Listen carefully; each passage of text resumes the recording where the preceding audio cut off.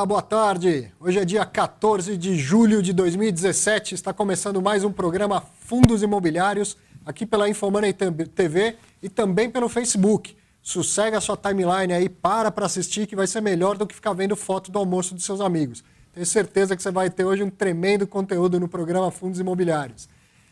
Hoje a gente volta ao tema Valuation.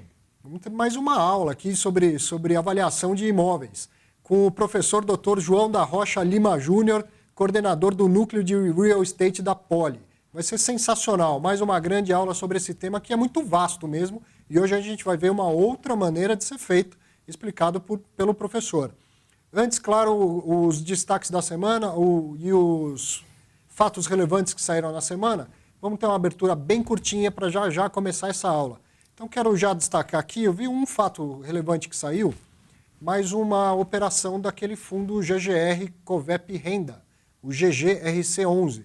Anunciou, então, mais uma aquisição de um centro de distribuição na cidade de Colombo, no Paraná. Esse imóvel ele está alugado para a rede de farmácias e drogarias Nissei. O imóvel foi adquirido, o galpão, por R$25.600.000 e já imediatamente após foi assinado um contrato atípico de locação por 10 anos, renováveis por mais 10 anos, no valor de R$270.000 mensais, corrigidos anualmente pelo IPCA, e também no fato relevante está dito que há um seguro-fiança dado pelo Bradesco. Essa fiança ela tem que ser renovada anualmente, mas está no contrato de locação a obrigação de ir renovando a fiança anualmente. Então, mais uma operação desse fundo que é relativamente recente no mercado e tem alocado aí o patrimônio dos seus cotistas. Já fiz contato, hein? Vem aqui, pessoal, falar desse fundo, mostrar os imóveis, mostrar as operações. Está feito o convite para o pessoal da gestão do fundo vir aqui também. Tenho certeza que os cotistas vão gostar de vê-los aqui, dando mais explicações. E de fato relevante, então, foi esse que eu vi ontem. Um destaque que não é da semana passada, saiu no finzinho do mês passado. Você se lembra, eu falei bastante a respeito da alteração da cobrança de taxa de administração, uma alteração que foi feita pela CVM na nova instrução 472, né, na reforma da 472. Muitos fundos tiveram, então, que convocar a Assembleia Geral para propor uma nova forma de cobrança de taxa de administração. Fizemos, inclusive, uma entrevista com o Bruno Luna, da CVM, que era o gerente dessa área de produtos estruturados na época, e ele explicou que, realmente, para este fim da taxa de administração e também a respeito do representante de cotistas, não era automático a mudança dos regulamentos, precisava de uma Assembleia Geral. E são temas que demandam quórum qualificado. O que aconteceu? Muitos fundos, então, convocaram as assembleias e não conseguiram atingir o quórum mínimo, que é de 25%, né? Cotistas que representem 25% das cotas. Mandaram, para a CVM um questionamento. Olha, a gente não conseguiu o quórum mínimo para aprovar ou não aprovar. O que fazer? Então, a CVM resolveu autorizar para esses dois casos específicos e uma única vez que seja convocada uma próxima Assembleia Geral para tratar, então, da alteração da taxa de administração e de eleição de representante de cotistas. Em segunda chamada, então, se não houver quórum mínimo, que é o quórum qualificado, se não houver em primeira chamada, em segunda chamada essas matérias vão poder ser deliberadas por quórum simples. Mas veja, isso é pontual, é só para resolver esta questão. Depois disso, continuam sendo matéria de quórum qualificado no futuro. Então, a CVM divulgou a deliberação número 774 no final do mês passado, dando, então, essas diretrizes ao mercado, essa solução ao mercado. Mas é pontual, só para resolver isso e depois volta ao normal. Ok? Quero te convidar para bater um papo comigo durante a semana lá no Facebook. Manda um recado, manda suas dúvidas, manda um elogio, uma crítica. Me encontre lá na página do professor Arthur Vieira de Moraes. E falar também do curso Viva de Renda com Fundos Imobiliários, que é um curso online que eu gravei em parceria com o Infomoney Educação. Esse curso tem cerca de 9 horas de duração, ele é bem completo. Você vai sair apto a tomar as suas decisões de investimentos. As oportunidades estão crescendo, os IPOs estão voltando no mercado de fundos imobiliários. Claro, é muito importante que você invista com consciência entenda oportunidades, riscos de cada segmento deste mercado. Fundo imobiliário não é igual, tem vários fundos diferentes. Então, conheça o curso, faça o curso, invista com consciência. Vou te mostrar aqui como chegar até o curso pela página do Infomoney. Aqui na home do Infomoney você encontra já esse atalho aqui, ó, aprenda a investir com o Infomoney Cursos. Abrindo lá um pouco mais embaixo, você vai encontrar o Viva de Renda com Fundos Imobiliários. Clicou lá, tem todas as informações, conteúdo programático, como adquirir, como você pode fazer. Ele é totalmente online, você assiste no celular, na televisão, se quiser, no computador, como quiser, da forma que bem quiser. Ok, muito bem. Pode vir para cá? Quero dizer o seguinte, eu sou de fato o professor Arthur Vieira de Moraes, mas hoje eu sou monitor de sala, porque professor aqui é o Dr. João da Rocha Lima Júnior, que veio dar uma aula de valuation para a gente novamente, né? Muito obrigado. Muito prazer. Professor. Primeiro, nós não vamos fazer uma aula, nós vamos falar de alguns questões vinculadas com valuation, né? Se fosse para fazer uma aula, a gente teria que passar muito tempo aqui conversando. De volta ao programa, agora no estúdio novo. Muito prazer, né? Estúdio novo, muito mais elegante. O senhor sabe, mas a sua primeira participação aqui é até hoje o programa que mais teve audiência na história. Puxa, mas que honra. É verdade. Que honra. Isso me honra muito. Né? E honra a escola, evidentemente. Exatamente. Né? A Politécnica agradece a repercussão. Né? Bom, vamos? Vamos. A gente, só para pontuar, para quem não acompanhou, a gente fez um programa sobre valuation com a Joana Silva, que foi uma aula fenomenal também, e ela mostrou um método de 10 anos, né, de um valuation de 10 anos.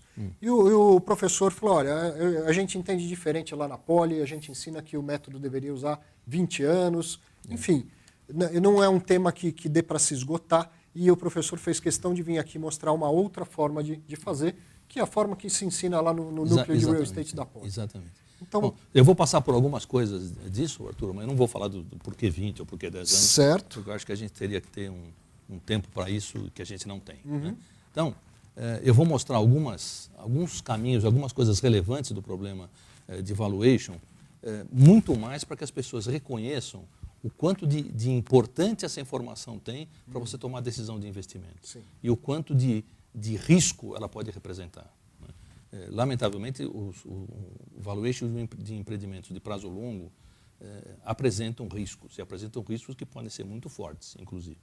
A não ser que você fique permanentemente dentro do investimento. Ou seja, quando você tem ondas de mercado, como sempre acontece no ambiente do real estate, você tem a possibilidade de ter flutuações muito fortes de valuation, especificamente por causa da metodologia, por incrível que isso possa parecer. Ou seja, as metodologias difundidas são metodologias muito precárias, muito ruins, para usar uma palavra bastante forte. Né? E na medida em que essas metodologias são usadas dessa forma ruim ou precária, tendem a informar mal as pessoas do ponto de vista de como tomar decisão. Então, isso que eu vou comentar aqui rapidamente, depois nós vamos debater e vamos ver detalhes se você quiser avançar com o tema. Né? Então, nós estamos com o PowerPoint aí no ar, não está? Está no ar. Bom, então, vamos começar pelo seguinte. Para encontrar informações um pouco mais detalhadas sobre valuation, as pessoas podem ir não a temas que seriam teóricos, mas podem ir ao site do Núcleo de Real Estate da Poli e buscar essas duas cartas, e a forma de encontrar está anotada aqui. Ou seja, você vai em Home, no Núcleo de Real Estate, né, www.realestate.br. Você vai em Home, Publicações e Carta do Núcleo de Real Estate e busca essas duas cartas.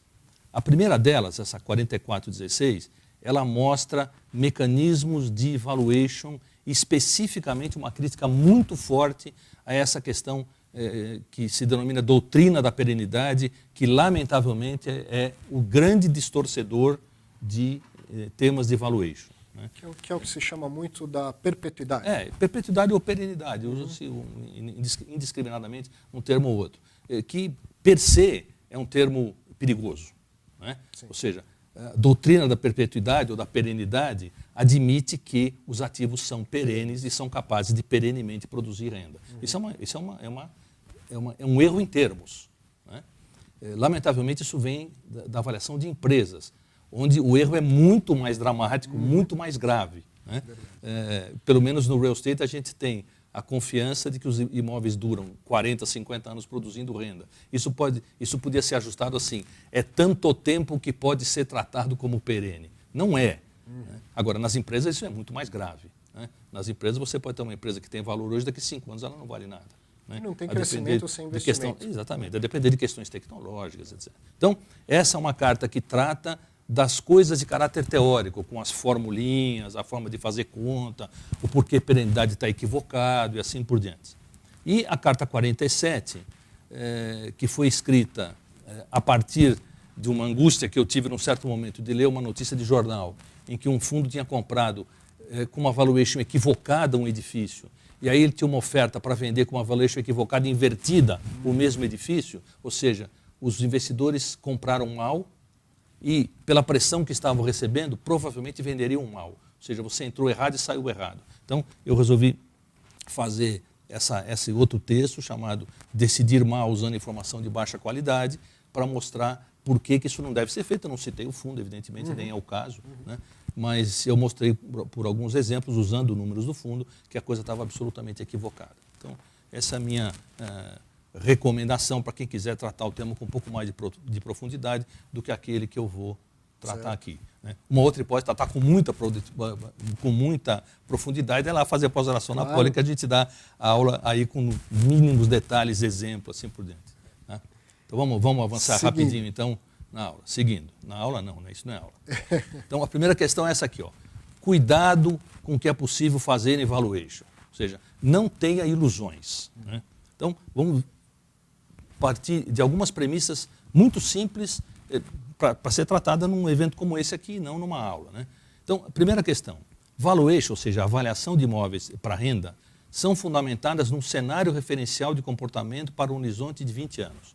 Ou seja, quando eu vou fazer valuation de um edifício para renda, eu tenho que dizer o seguinte, quanto é que ele vai render? Quanto é que vai ser o aluguel? Como é que vai ser a inflação nos próximos 20 anos?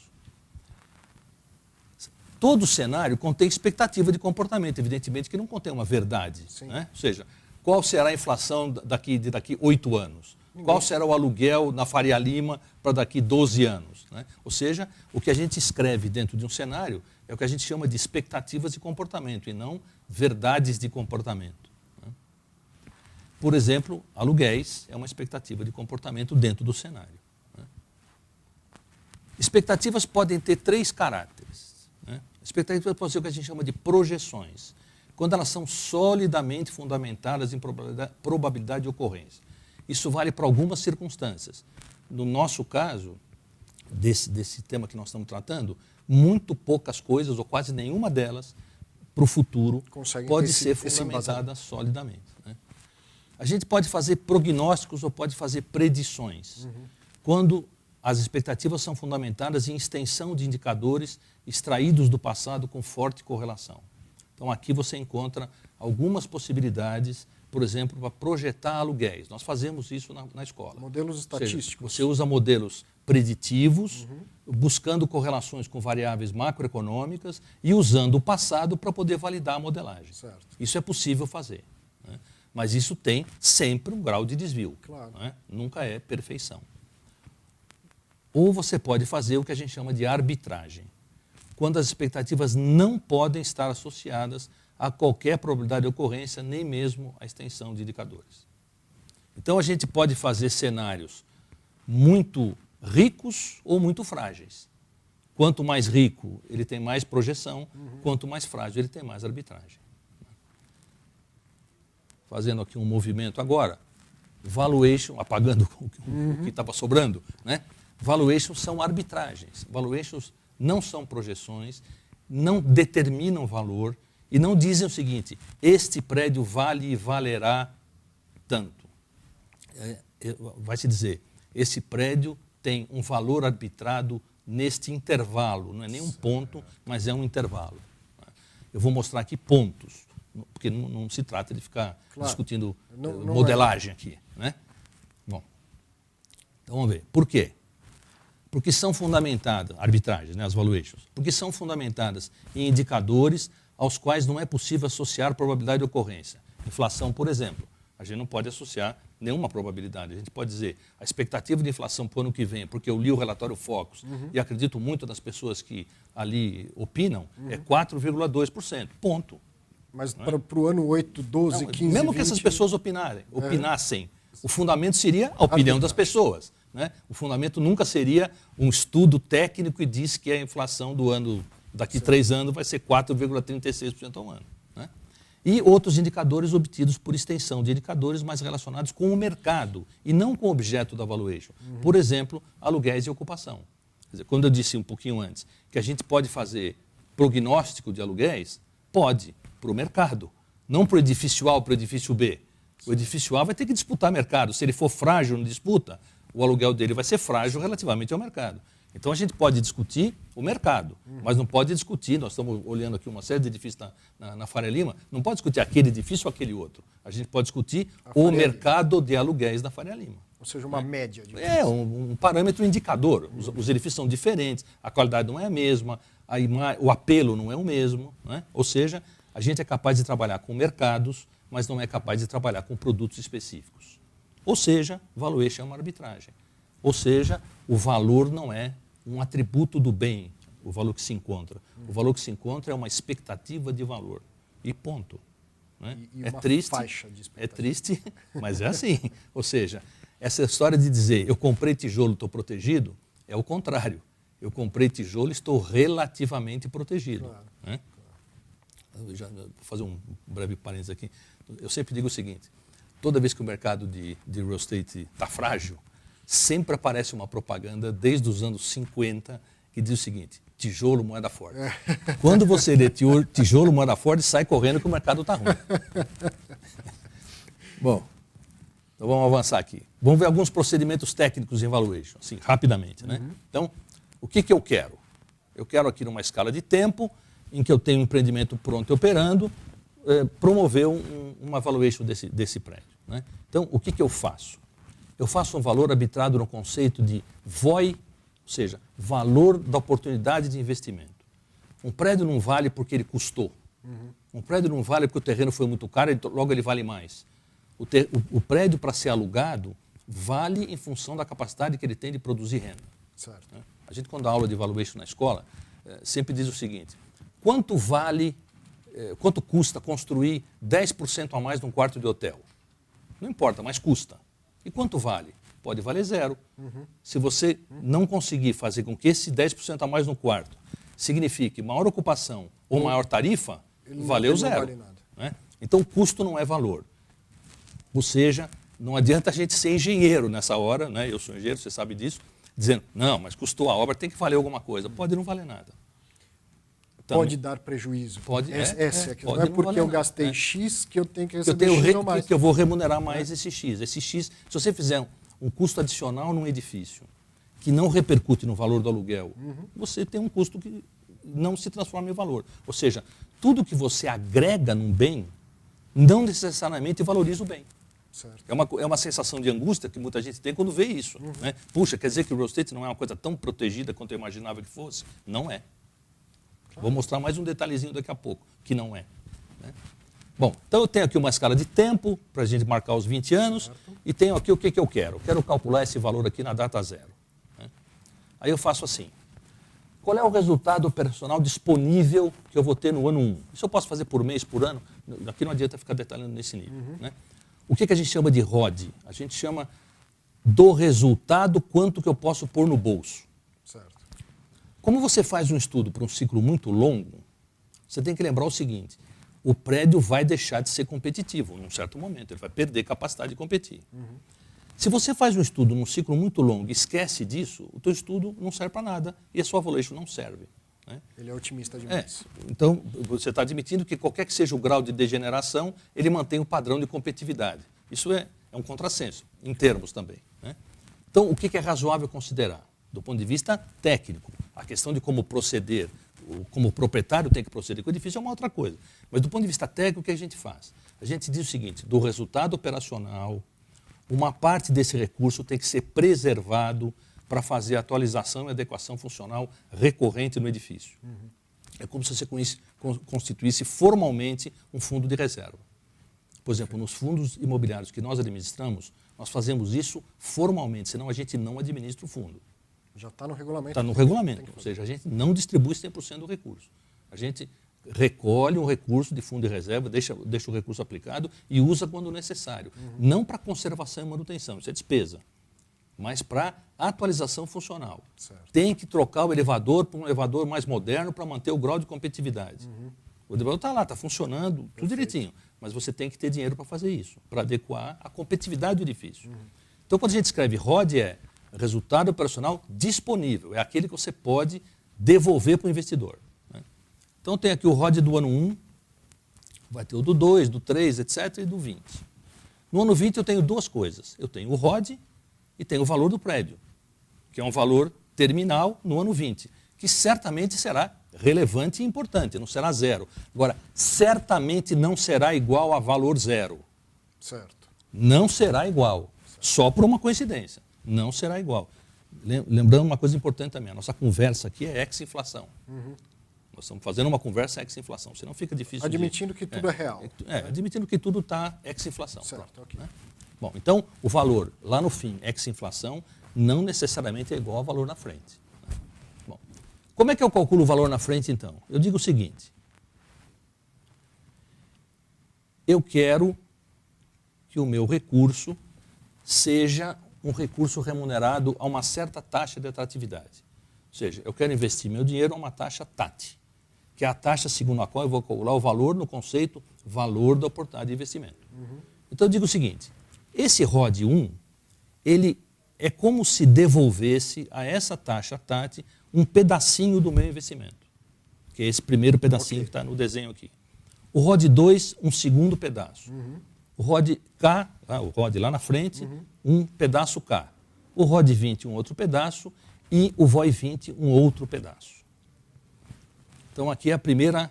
O VOI é o valor de venda. Valor da valuation. Valor da valuation no conceito valor da oportunidade de investimento, no conceito VOI.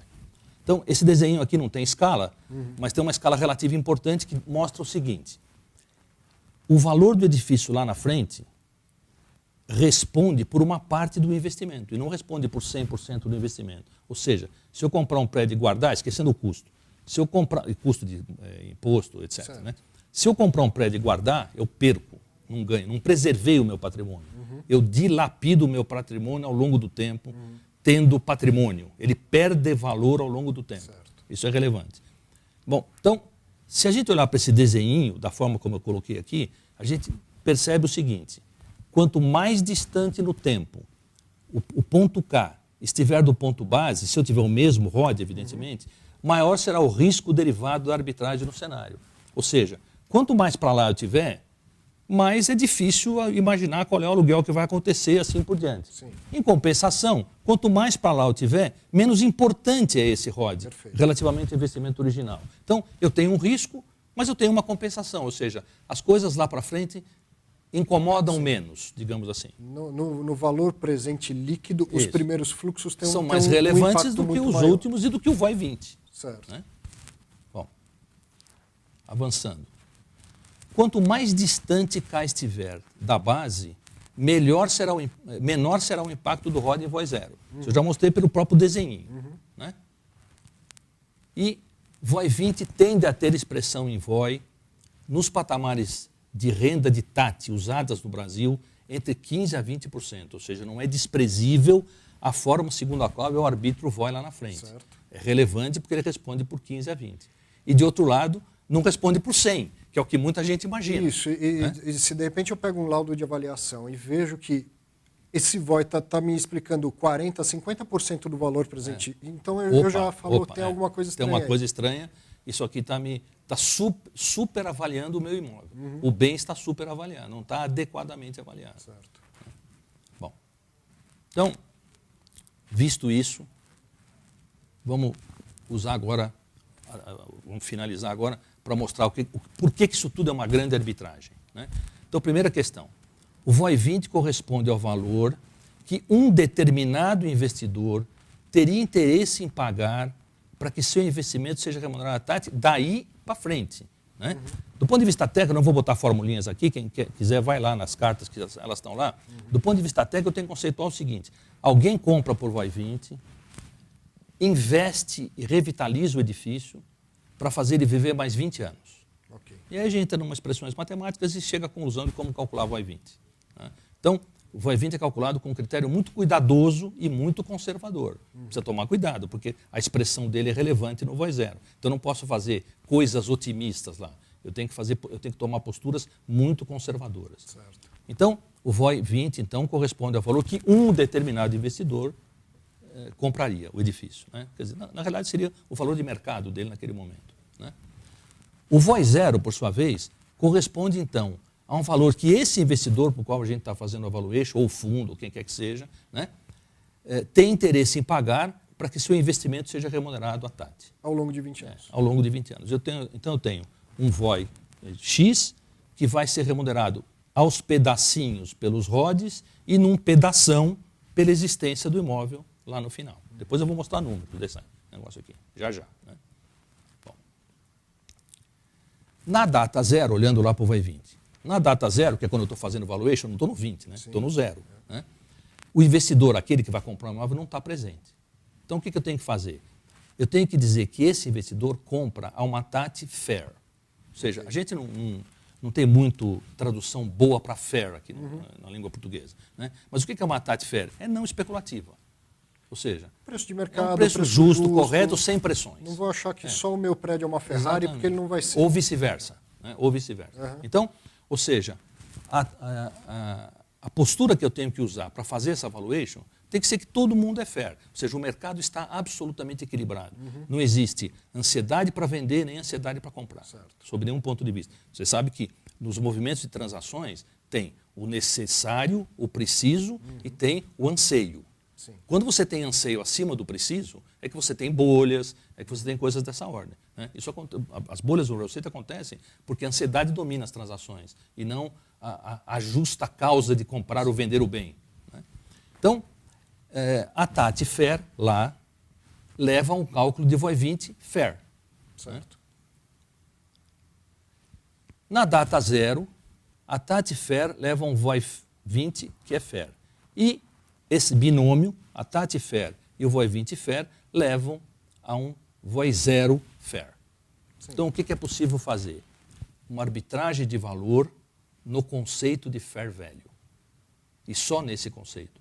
Não no conceito de dizer determinação do valor do bem. Certo. Então, ele tem 12.433 metros quadrados de ABL e vale 128 milhões. Não. E tem uma arbitragem de valor de 128 milhões, entendida por quem arbitrou como sendo fair para esta conjuntura. Com uma conjuntura que foi projetada por 20 anos. Para esta, Então, agora, olhando para tudo isso aqui. Então, lembrando, né? O cenário de comportamento é arbitragem. Né? O que eu usei? Né? A TAT é arbitragem, porque eu estou arbitrando uma TAT. Né? O VOI 20 resulta da arbitragem. Sim. Então, se eu misturo tudo isso, o VOI 0 é arbitragem. Sim. Então, eu só arbitrei, consequentemente, o VOI 0 é arbitragem, não é determinação de valor. Né? Agora, juntando tudo, esse computador tem uma velocidade diferente do meu, então, preciso ficar apertando o botãozinho aqui. Então, para encerrar, para sintetizar, valuation é arbitragem de valor, caracteriza um fair value e é passiva de cenário, imposição de TAT e imposição de critério para arbitrar VOI 20. Ou seja, a questão de critério aí é técnica, né? Mas não de conhecer como fazer, mas de arbitrar como fazer de uma forma segura. Né? De novo. E lembrando que o arbitrador, ele está exposto a essas emoções que o senhor acabou de falar. Ele precisa se desvestir disso. Ele pode estar ansioso, ele pode estar depressivo em relação ao mercado. Mas ele precisa se desvestir disso. Sim. É difícil, né? Porque a tendência quando você faz uma arbitragem é você imaginar que você está comprando ou que você está vendendo. Né? Então é difícil você se desvestir disso, mas precisa. E por isso que não é o que o modelo diz, é o que o arbitrador diz. Exatamente. Precisa ter uma experiência, né? Porque colocar dados numa planilha qualquer um pode fazer, exatamente. Basta fazer um modelinho, entregar para alguém e falar, ó, troca número aqui, aperta o botão e acabou. Né? Bom, vou mostrar alguns exemplos aqui para a gente traduzir isso em números, né? Então, a primeira questão é arbitragem de cenário. Eu mostrei aqui 4 cenários para mostrar para vocês a diferença de valor na valuation, né, que vai aparecer se eu usar um ou outro cenário. Aqui nós temos, então, 20 anos e nós temos 4 cenários aqui. Eu não tenho um apontador aqui, mas acho que falando pela corzinha a gente consegue. Então, nós temos 4 cenários aqui. Um cenário que muita gente usa e que é um perigo é um cenário chamado cenário espelho. Eu chamo de espelho, tem gente que diz que não, eu chamo de espelho. O que é espelho? Tudo que está acontecendo hoje vai acontecer do mesmo jeito durante 20 anos. Isso é, no mínimo, um erro. Ou é reflexo de uma mediocridade postural. Pronto, né, para usar um termo bem pesado. Né? Não vai acontecer nunca. Ou seja, não justamente, tem nenhuma chance de acontecer. O mercado está em baixa hoje e ele não vai se recuperar nunca. Exatamente. Ou está em alta hoje e vai viver na bolha. Vai se ou então, o que é pior, isso eu não pus aqui, porque acho que não seria justo fazer esse tipo de coisa, ou então você fazer uma coisa cínica, que lamentavelmente eu já vi acontecer, quer dizer, o mercado vai crescer sempre. E aí faz uma curva crescendo forever. E o pior quando esse crescimento ele é linear, né? Ele cresce 3% ao ano. Poxa, como é fácil viver assim. Exponencial, né? Pior. Né? Bom, então, vou olhar aqui. Então, por que eu botei o cenário espelho? Porque muita gente usa cenário espelho. Né? Então, pus um espelho aqui. Dos 4, eu qualifiquei os 4 cenários. Né? A qualificação que eu dou para esse cenário é totalmente inadequado. Vocês veem ali no gráfico, está anotado ali, totalmente inadequado. Esse cenário azul escuro, aqui, azul mais forte, mostra o seguinte, o conceito, né? Índice 100 na base, fronteira índice 90 e variação aleatória ano a ano nesse horizonte. Poxa, mas aleatória vai dar uma coisa só. Não, não é assim. É que eu não vou mostrar com esse detalhe aqui. Essa variação aleatória é tratada inúmeras vezes até que você possa construir uma amostra de valor. Quando você constrói uma amostra de valor, você vê a concentração que ela tem e aí você extrai dessa amostra a valuation. Então, o que a gente define? Esse cenário eu estou chamando de cenário protegido. Por que protegido? Admite uma condição de risco. Ou seja, eu compro aqui. Deixa eu ver se eu entendi. E estou protegido de até menos 10%. Para fazer as projeções de ROD, isso, eu não saio totalmente da arbitragem e sim de um embasamento estatístico. Isso. Para que não seja um negócio totalmente aleatório. Isso. Mas eu faço, então, como é que eu parto aí? Né? Eu digo, hoje o aluguel é índice 100, eu vou admitir uma fronteira de proteção. É uma imposição isso. Então não é análise de mercado. Eu já saio achando que vai valer 10% a menos do que vale hoje. Não. O aluguel. Ok. O aluguel. Sim, o aluguel. Não é 10% a menos. O aluguel vai flutuar aleatoriamente entre 100 e 90. Ah, ok. Entre 100 e 90. Então você vê que a curva tem uma curva aleatória aqui. Certo. Desenhada de qualquer jeito. Né? Por que é de qualquer jeito? Porque ela está formatada aleatoriamente. Né? Então eu vou ter um aluguel entre 100 e 90 acontecendo de qualquer jeito. Mas isso aqui é um jeito. Não teria sentido adotar isso como perfeito. Então o que a gente faz? A gente faz inúmeros cenários. Tem que fazer pelo menos 100 para ter qualidade estatística. Então a gente faz 100 cenários, pelo menos. Cada um deles vai ter diferenças em relação ao outro, porém vai ter uma única realidade. Sai do 100 e bate no 90. Okay. E flutua nesse entorno. Okay. Cada um deles vai dar uma valuation. Aí eu vejo, eu tenho 100 valores. Aí essa amostra, que é chamada amostra de laboratório, é como se fosse uma amostra de pesquisa de mercado. É a mesma coisa. Perfeito. Né? Ela tem o mesmo valor. Sim. E eu trato ela como uma amostra. Se eu tivesse ligado para 100 corretores de imóveis, perguntado quanto você paga no meu imóvel, cada um teria dado um preço entre máximo e mínimo. E a gente chama isso de amostra de laboratório. Okay. E ela tem tanto valor quanto uma amostra de pesquisa direta. Então, ela é tratada estatisticamente e aí você tem um intervalo de confiança que você impõe e você diz o valor com 90% de confiança está nesse ponto, entre esse ponto e esse ponto. Certo. Nessas imagens eu não fiz isso porque não é o caso a gente ficar discutindo o detalhe aqui. Mas do ponto de vista profissional é assim que a gente faz. Ou assim que tem que fazer na minha visão e na visão que a gente ensina na Poli. Então, esse seria um cenário extremamente protegido. Agora, alguém poderia dizer o seguinte, não, mas isso aqui é um exagero. Afinal, nós estamos vivendo uma onda e existe uma hipótese do mercado ir para cima também. Bom, então você pode formular essas hipóteses e ver o que acontece quando é. Você pode testar hipóteses com esse tipo de modelagem. Então, essa hipótese azul clara, que começa aqui embaixo, depois vai lá para cima, é uma hipótese de mercado com fronteira menos 10 até o ano 10 e mercado com fronteira mais 10 do ano 10 até o ano 20. E depois tem um cenário que é perigoso, que a gente recomenda não usar tanto quanto o cenário espelho, que é mais 10 primeiro e menos 10 depois. Ou seja, curva para cima, depois para baixo. Esse a gente recomenda não usar. Justamente pelo que a gente falou, os primeiros fluxos Exatamente. vão ter impacto Vão mais ter impacto relevante muito no mais VPL. relevante no VPL. Né? Bom, então, vamos ver o que resulta disso aqui agora, em termos de valor. Resulta essa imagem que está aqui, que vocês estão vendo. Posso pôr óculos? Claro. Vou botar o óculos aqui porque eu não estou vendo a tela direito. Então, a gente tem aqui, ó, se o valor no cenário protegido for índice 100, que é o ponto aqui de baixo, né, ele é índice 100. Desse índice 100, 85,5 é influência do fluxo ROD. 14,5 é influência do valor final, do valor terminal. Okay. Então aqui a gente vê a importância do valor terminal. Se eu mexer nos cenários, eu tenho esses movimentos que vocês veem no gráfico aqui. Se eu usar um cenário mais agressivo, o valor vai de 100 para 104,9, ou seja, 105, 5% a mais. Ah, mas é só 5%. Não, senhor, são alguns milhões. Né? Em imóveis são alguns milhões. Mas de 100 para 105.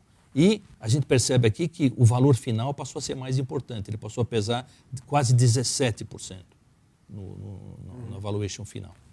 Quando eu vou para o cenário inconveniente, que é o cenário que começa bem e depois termina mal, eu tenho mais peso na frente, menos peso no fundo, consequentemente o valor sobe, ele vai para 106,4, ou seja, eu exagero em 6% a valuation. Ainda não estou falando de técnica, estou falando de calcular corretamente. Vocês vão ver daqui a pouco os exageros por mau uso da técnica, aí é muito pior.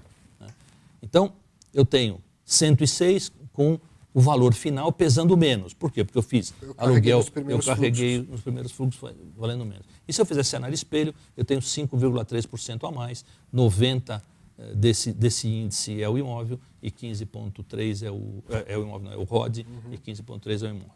Então, se eu fizer a valuation com técnicas adequadas, as diferenças oscilam em torno de 5% a 6%.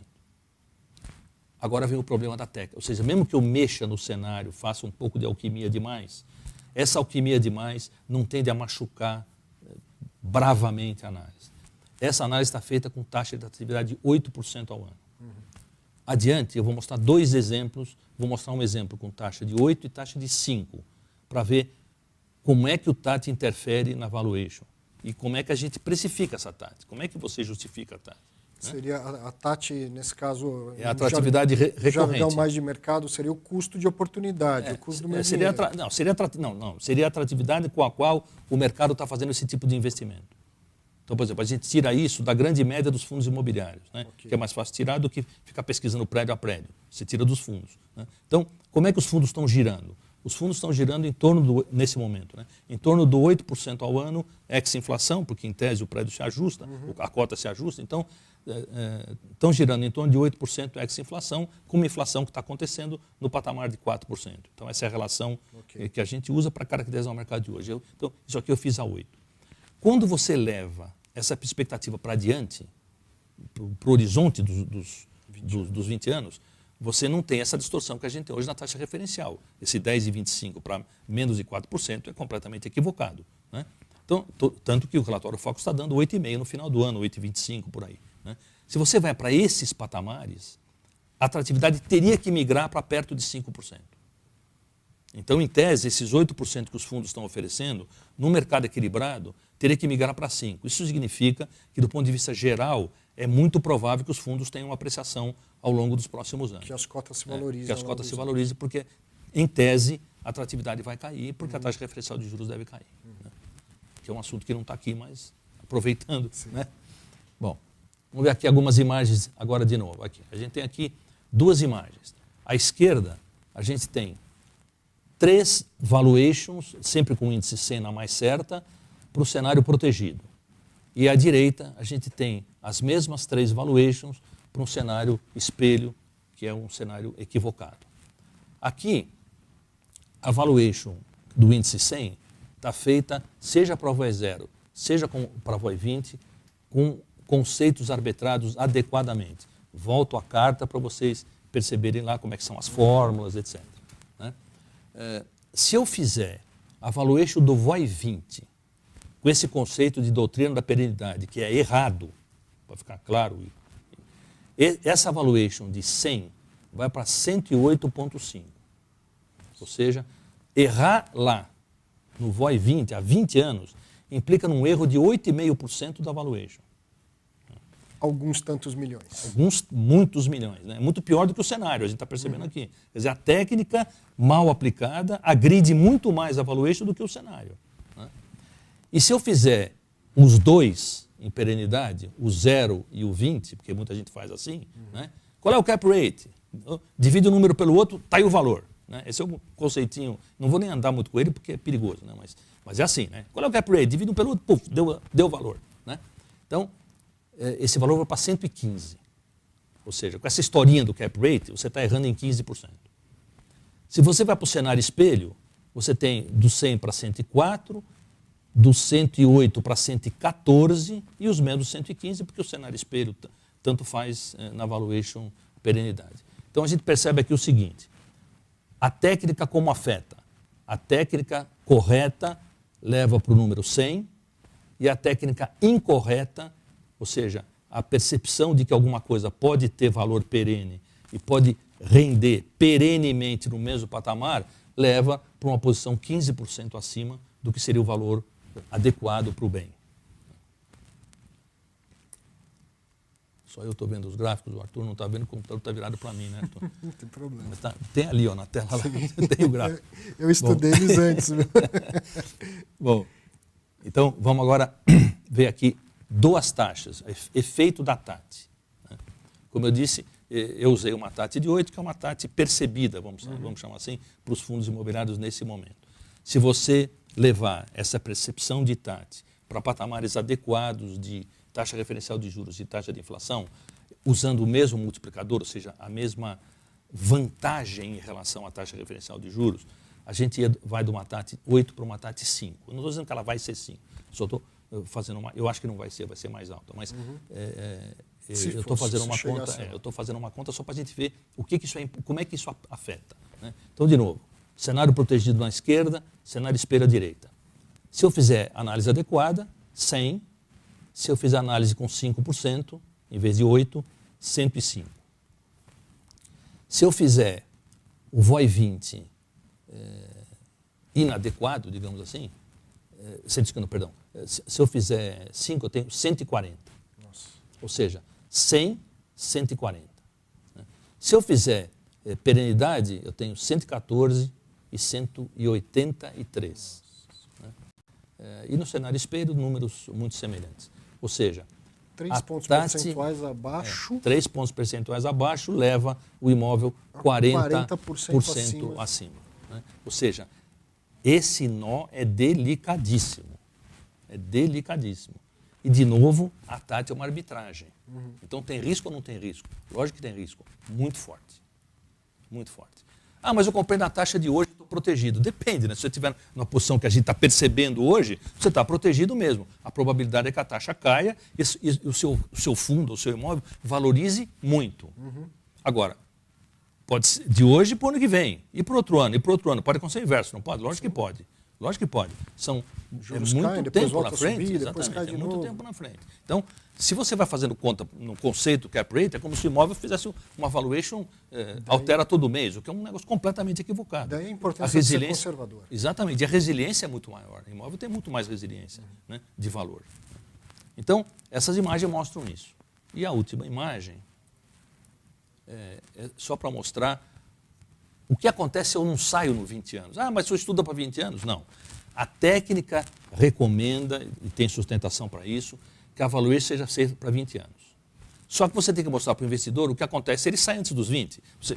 Uma coisa é a técnica de valuation, outra coisa é quanto tempo eu quero ficar investido. Sim, né? Vamos sair da academia, vamos para a vida Exatamente. real. Não tem sentido você chegar para você e dizer, olha, eu estudei para 20 anos e não sei fazer para menos. Então, o senhor, por favor, fique investido 20 anos. Não é assim.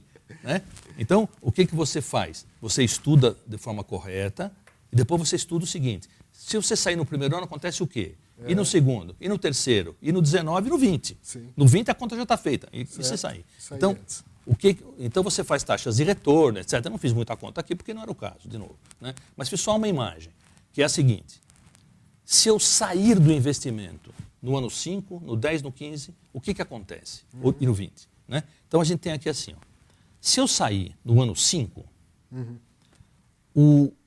a importância do ROD na minha saída, quer dizer, no meu negócio, comprei por um certo valor, saí aqui e tive 5 anos de ROD. A importância do ROD é 35% no índice 100. E a importância do valor de saída é 65% no índice 100. Ou seja, se eu ficar investido 5 anos, eu estou muito mais ao sabor da especulação de mercado do que ter comprado renda estável, que é o que todo mundo imagina que faz quando compra imóvel. Né? Não, eu compro imóvel para ter renda estável. Mas se você compra para sair em 5 anos, aqui não pus nem em 1 ano, se você compra para sair em 5 anos, 35% do teu investimento é de risco baixo, porque é renda estável.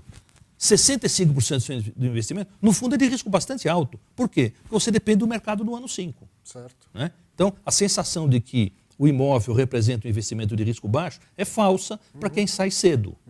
Né? Essa primeira conta, o 35 e 65, é para o TAT 8. Se eu tiver um TAT 5, é 26 para 74. É muito mais agressivo o valor no final.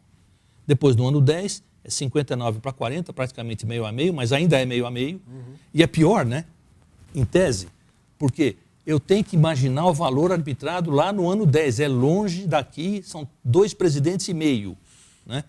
Lá atrás, 2 mandatos de presidente e meio. Né? Mais ou menos uns 8 ministros da Fazenda, uns 36 diretores do Banco Central. Né?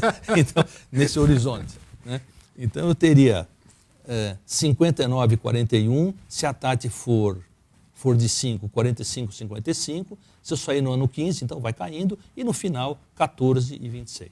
Então, essa é a última imagem que eu queria mostrar. E para quem estiver interessado em detalhe, me lembro das cartas, volta lá para as cartas e lá você encontra as formulinhas, os conceitos um pouco mais pesados, etc. Um pouco de texto sobre isso, etc.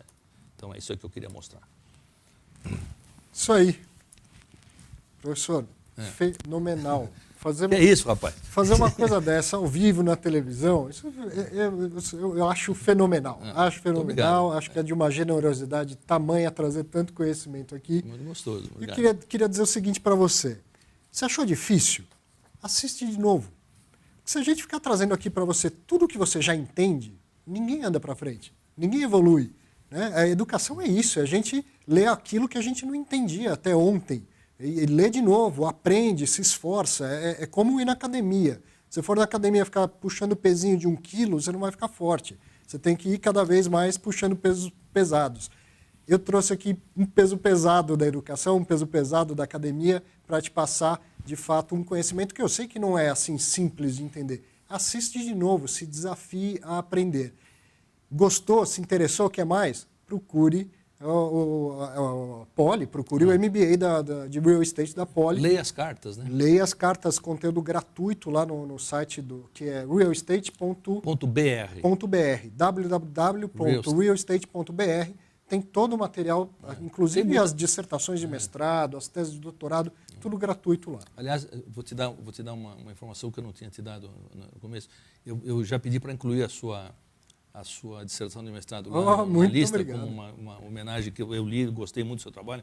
Você precisa mandar ela para mim em arquivo, para eu mandar botar... Farei imediatamente. Muitíssimo obrigado. Vai ficar como uma das referências importantes do conhecimento dentro do núcleo, porque o núcleo recebe muita consulta do Brasil inteiro e de fora do Brasil, né, para conhecer coisas brasileiras, especificamente nas áreas de conhecimento mais pesado. Então, tudo que é dissertação, tese, trabalhos de MBA, que a gente acha que tem relevância para o começo. Então, nós temos, no fundo, uma biblioteca de real estate. Né? Então, eu gostaria de incluir seu trabalho na biblioteca. Nossa, muitíssimo obrigado. Vou fazer isso. Duplamente. Pela obrigado. Reconhecimento e por aqui estar. Então, tá bom. Para você, um grande abraço e um ótimo final de semana. Até a próxima sexta-feira com mais um programa Fundos Imobiliários.